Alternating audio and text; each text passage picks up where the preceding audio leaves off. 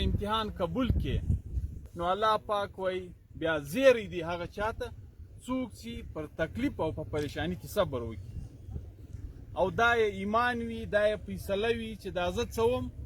الله دا ستا په وجه وم او تا ته به رجوع کېږم نو خبره خلاصه سوه دا خو د قرآن لفظ دی د قرآن آیات دی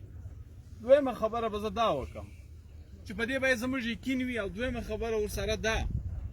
دا کم کور چې موږ نن پر راغونډ سوي یو دلته زموږ علما کرامو د باچا خان او د ولی خان ډېر د دې وطن د اویا او اتیا کالو مخکې حوالې بیان کړلې حقیقت دا دی د دې څه سترګې نه پټېږي چې دغه د نن حالات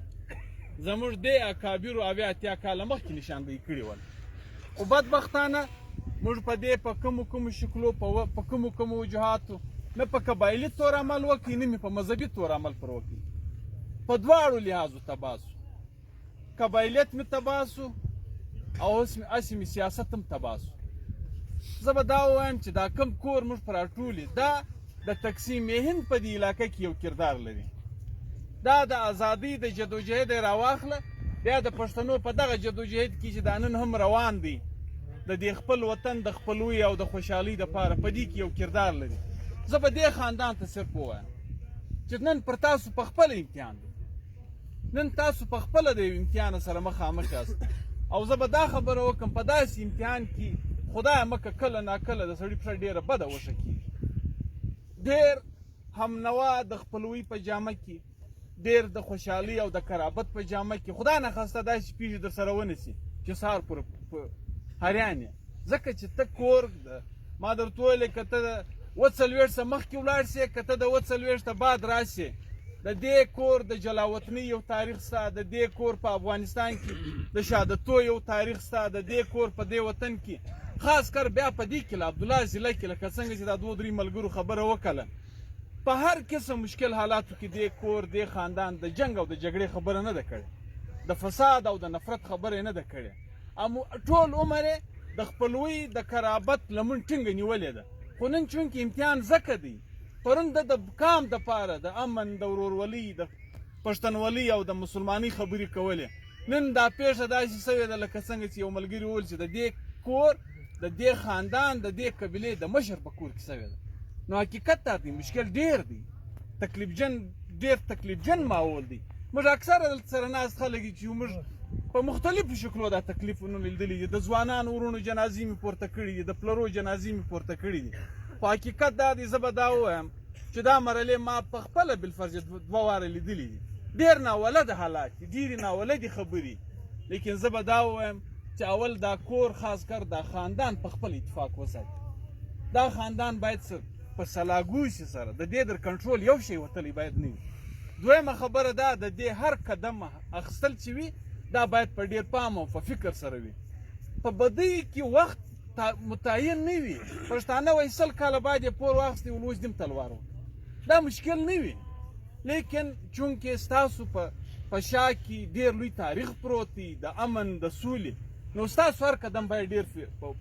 په ډېر پام وي که زمرک خان تاسو یاست که ملک فرید خان په خپله وي که په عمر موږ سره ټول د یو عمر خلک یو که چودري صاحب وي که داود خان وي یعنې زه به د ورورولۍ دا یوه خبره ورته وکړم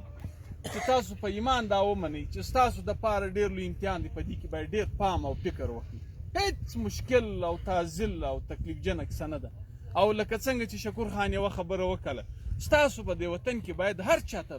دروازې خلاصې وي زه به دا ووایم چې خدایه مکه ستاسو دا کردار د محدوده کولو یو کوشش روان نه وي تاسو د دې وطن نن مسلسل په دا ضلع کې په دې حالاتو کې پر دې حلقه باندې 3 واره ته دا سیټ ګټې نو ګټې خو نه دي اسانه خو نه دي خو موږ لیدلي دي په کومو حالاتو کې کمې پیښې نه وسوې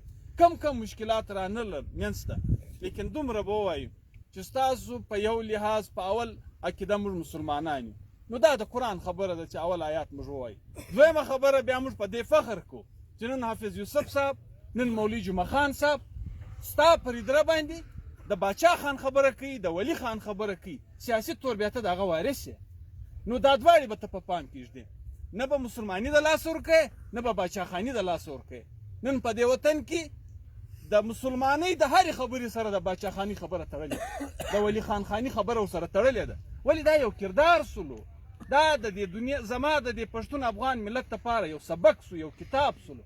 نو ستا په لاس کې دا دواړه دي، ته په عقیده ټینګ مسلمان یې او ته په فکر او په سیاست د باچا خان د فکر ملګری. نو دا دواړې باید ستا په وژه کې سم د لاسه وي، او هغه کردار چې ستا پلار او نیکه د تقسیم هند مخکې او د تقسیم هند بعد په دې وطن کې د ننه پورې تا ساتلی دي، تا روان کړی دي، دا باید د لاسه ورنه کې. په دې کې به دا مشکلات راځي. که زما او ستا د رهبر خبره وکړې، د باچا خان خبره وکړې، باچا خان چې نن په کم کور کې پروت دی، دا د پلار د نیکه کور نه دی. د ده د پلار او د نیکه کور په داسې مشکل کې د پرېښی دی د یو قربانۍ پر نتیجه کې. نو داسې مشکلات راځي. په دې مشکلاتو کې به زما دا خواست وي چې اول دا کور